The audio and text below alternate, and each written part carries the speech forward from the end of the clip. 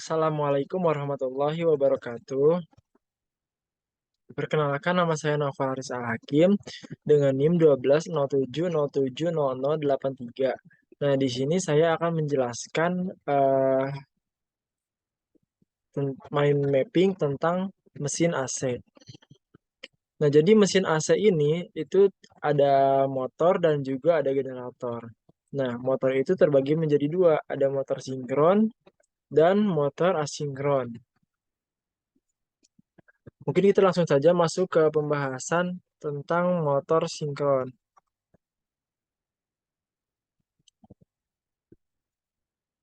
Nah, motor sinkron ini merupakan mesin listrik yang berfungsi merubah energi listrik menjadi energi gerak putaran. Nah, motor sinkron ini disinkronkan oleh frekuensi arus supply gitu. Nah, dan si motor sinkron ini kecepatannya itu selalu kecepatan si putaran rotor itu selalu sama dengan kecepatan putaran medan magnet pada stator gitu. Nah, kemudian untuk prinsip kerja dari motor sinkron ini yaitu tidak mempunyai torsi awal, maka perlu adanya prime mover. Prime mover ini memutar rotor sehingga kecepatan sinkron. Sinkron agar terjadi kopling antara medan putar stator dan medan rotor gitu. Kemudian adanya interaksi tarik-menarik antara medan putar stator dan medan putar rotor. Dan kedua yang terakhir, kecepatannya sinkron. Tuh. Terus kita masuk ke konstruksi dari motor sinkron. Untuk konstruksinya itu, yang pertama itu ada stator. Stator itu merupakan bagian yang diam. Kemudian ada rotor. Rotor itu merupakan bagian yang berputar. Kemudian ada poros, ada belitan, ada frame, dan ini ada exciter atau eksitasi. Nah, eksitasi ini untuk menghasilkan flow medan magnet atau flux gitu. Kemudian kita masuk ke kelebihan. Untuk kelebihan motor sinkron ini yaitu yang pertama, dia dapat memperbaiki faktor daya sistem.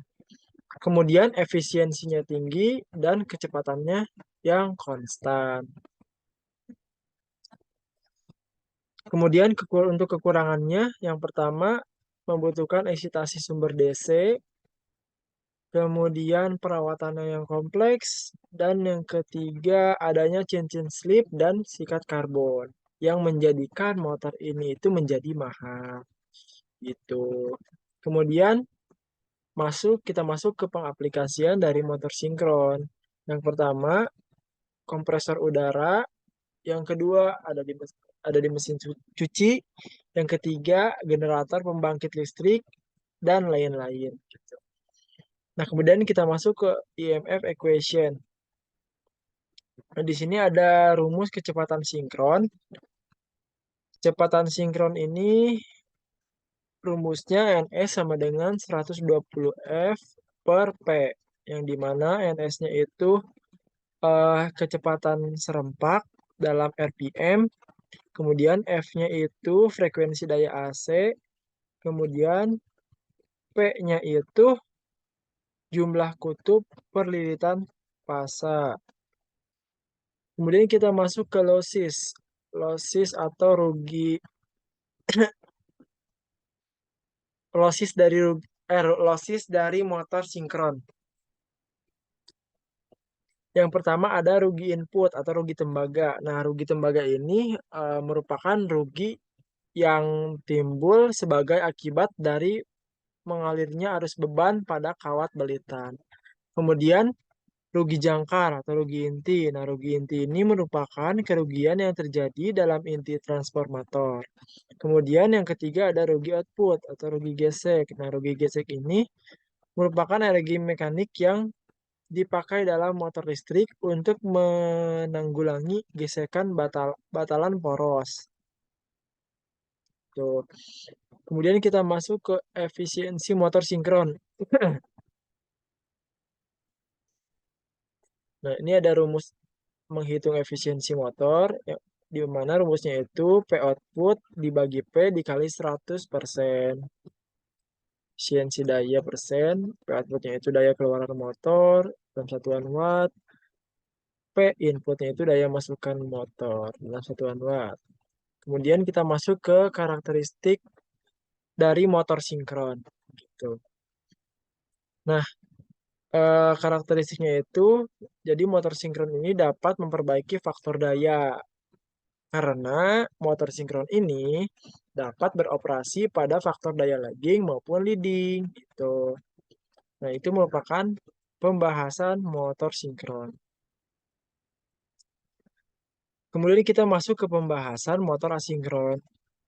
Yang pertama, jadi motor asinkron ini merupakan motor listrik yang bekerja berdasarkan induksi elektromagnetik.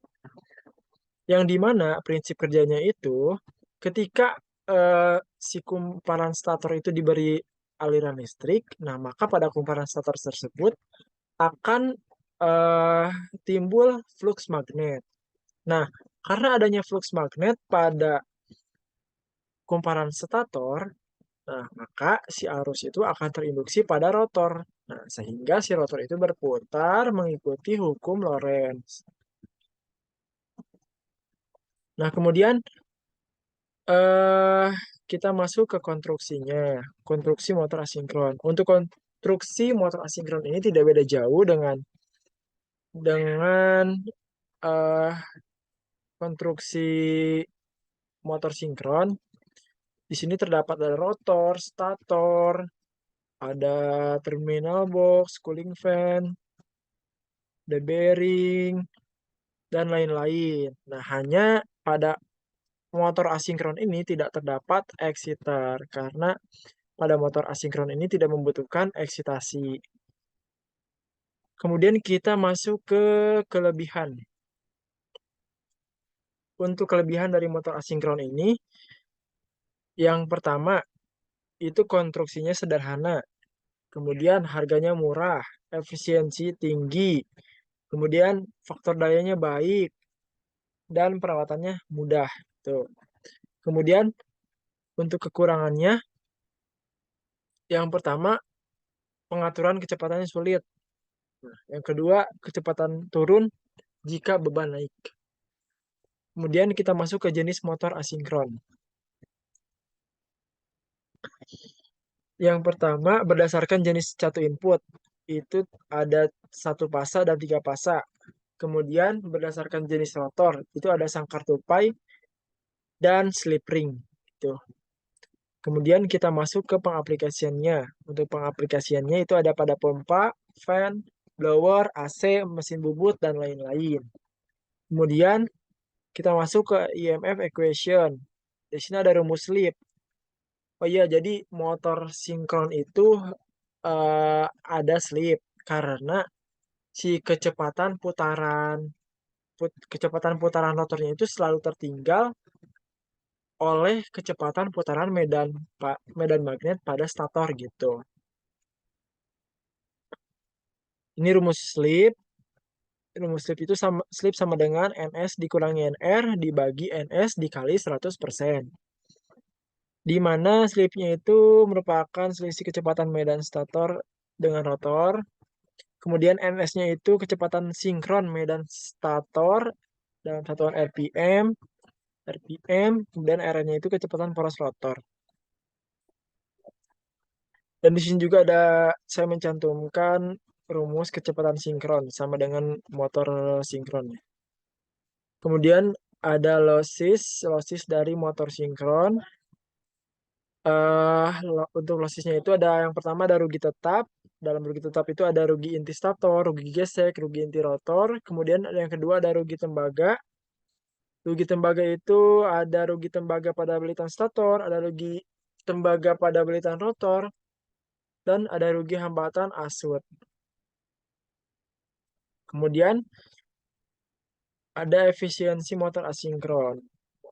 Untuk rumus efisiensi motor asinkron itu sama dengan rumus efisiensi motor sinkron yang dimana rumusnya itu P output dibagi P input dikali 100%. Jadi kita langsung saja masuk ke karakteristik motor asinkron ya. Nah, jadi menurut standar NEMA itu terbagi motor asinkron itu terbagi menjadi 4 macam. Ada motor kelas A, motor kelas B, kelas C, kelas D. Nah, untuk motor kelas A ini yang pertama mempunyai rangkaian resistansi resistor kecil, beroperasi pada slip sangat kecil, dalam keadaan beban untuk keperluan torsi start yang sangat kecil. Yang kedua, ada karakteristik motor kelas B. Nah, motor kelas B ini untuk keperluan umum, mempunyai torsi starting normal dan arus starting normal. Kemudian, regulasi kecepatan putar pada saat full load rendah di bawah 5%. Kemudian, torsi starting sekitar 150% dari rate. Tuh. Kemudian, untuk motor kelas C, ini digunakan untuk pompa, kompresor, dan lain-lain. Kemudian mempunyai torsi starting yang lebih besar dibandingkan motor kelas B. Arus starting normal, slip kurang dari 0,05/5 pada kondisi full load, dan lain-lain. Kemudian ada motor kelas D. Motor kelas D ini mempunyai torsi starting yang besar dan arus starting yang relatif rendah. Kemudian slipnya besar dan torsi startingnya sekitar 300%. Nah, itu merupakan penjelasan dari motor asinkron atau motor induksi. Nah, kemudian dapat kita simpulkan perbedaan dari motor sinkron dan asinkron itu yang pertama, si motor sinkron ini selalu berjalan pada kecepatan yang sama dengan kecepatan sinkronnya atau NS sama dengan NR. Kemudian motor induksi itu selalu berjalan pada kecepatan yang lebih kecil dari kecepatan sinkronnya atau N kurang dari NS gitu. Jadi kecepatan si rotor kurang dari kecepatan si medan magnet pada stator gitu. Kemudian motor induksi ini pada motor sinkron kan tadi membutuhkan eksitasi, sedangkan motor asinkron itu tidak. Kemudian motor sinkron ini umumnya lebih efisien dari motor induksi. Dan motor sinkron ini umumnya lebih mahal. Tuh. Kemudian kita masuk ke pembahasan generator AC. Nah, di sini saya tidak menjelaskan secara detail mengenai generator sinkron atau generator asinkron gitu. Di sini saya menjelaskan secara umum generator AC. Nah, untuk definisi dari generator AC ini yaitu mesin listrik AC yang menghasilkan tegangan dan arus AC dengan merubah energi mekanik menjadi energi listrik. Kemudian untuk prinsip kerjanya sendiri, ini berdasarkan pada hukum elektromagnetik Faraday, yang dimana ketika konduktor pada medan magnet bergerak, maka akan timbul gaya gerak listrik pada konduktor tersebut. Tuh. Nah, kemudian eh untuk konstruksinya sendiri, konstruksi dari generator AC ini tidak beda jauh dengan konstruksi motor, itu sama aja ya. Jadi kita next, kemudian ada efisiensinya juga sama dengan efisiensi motor, itu yaitu rumusnya P output dibagi P input dikali 100%. Kemudian pengaplikasian dari generator AC itu ada pada pembangkit listrik berkapasitor besar seperti PLTA, PLTU, dan lain-lain. Kemudian ada EMF equation, ini ada rumus kecepatan serempak NS sama dengan motor ya. NS sama dengan 120 F per P. Kemudian di sini ada rumus tegangan induksi. Tegangan induksi yang dimana rumusnya itu N dikali dP per dt. Yang dimana E-nya itu tegangan induksi, N-nya itu jumlah lilitan kawat, dan dP per dt-nya itu perubahan flux magnet. Kemudian ada losses pada generator AC. Yang pertama itu ada rugi daya. Nah, rugi daya ini terjadi karena belitan armatur dan ekstensinya itu terbuat dari tembaga yang bersifat resistansi yang membuat tegangan dan arus terhambat dan menjadi berkurangnya tegangan saat melewati hambatan tersebut. Kemudian yang kedua ada rugi besi pada armatur. Nah, rugi ini disebabkan oleh putaran fluks magnet pada setiap kutub pada inti besi yang terdapat pada armatur. Kemudian ada rugi daya mekanis. Nah, rugi ini dapat timbul dan tercipta dari energi yang arah kerjanya berlawanan dengan arah berputarnya rotor pada generator yang dapat membuat kecepatan rotor itu berkurang. Kemudian kita masuk ke karakteristik dari generator AC. Nah, untuk karakteristik yang pertama ada karakteristik tegangan. Karakteristik tegangan ini menggambarkan tingkah laku tegangan terminal terhadap perubahan arus eksitasi. Kegunaannya itu untuk menghitung regulasi tegangan berdasarkan hasil tes untuk generator baru atau habis perbaikan. Kemudian ada karakteristik luar. Karakteristik luar ini menggambarkan tingkah laku tegangan terminal dan arus jangkar untuk berbagai faktor daya. Kegunaannya itu untuk menentukan kebutuhan arus eksitasi pada beban tertentu. Kemudian yang ketiga ada karakteristik hubung singkat.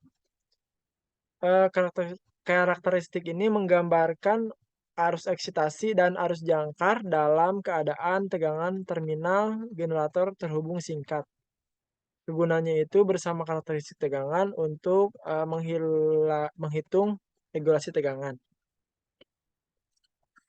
Kemudian di sini ada kelebihan dari generator AC. Yang pertama itu stabil dan konsisten dalam menghasilkan listrik dengan tegangan dan frekuensi yang konstan. Kemudian kapasitas yang besar dan efisiensi yang baik. Kemudian kekurangannya itu yang pertama pemeliharaan dan perawatan yang cukup rumit, biayanya mahal, dan tidak cocok untuk menghasilkan listrik pada kecepatan putaran yang rendah. Mungkin segitu saja penjelasan dari saya. Mohon maaf jika ada banyak kesalahan. Wabillahi taufiq wal hidayah. Wassalamualaikum warahmatullahi wabarakatuh.